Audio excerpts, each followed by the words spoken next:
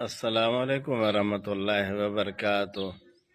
کسی دوست نے کہا کہ بس قرآن حدیث خود پڑھ کر سمجھ کر مسائل سیکھنا چاہیے، کامیابی کا راہ دیکھنا چاہیے۔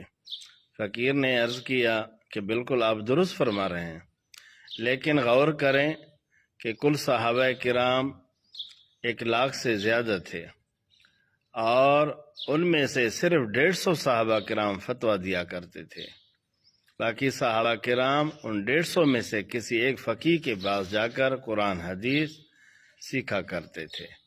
جب صحابہ کرام دوسرے مافوق صحابہ کی خدمت میں جا کر سیکھا کرتے تھے تو ہم پر بھی لازم ہے، بطریق اولا ہم کو بھی چاہیے کہ کسی بڑے اکابرین علماء مشائخ کے پاس جا کر ان سے شرعی مسائل سیکھیں، قرآن حدیث صحیح سمجھیں۔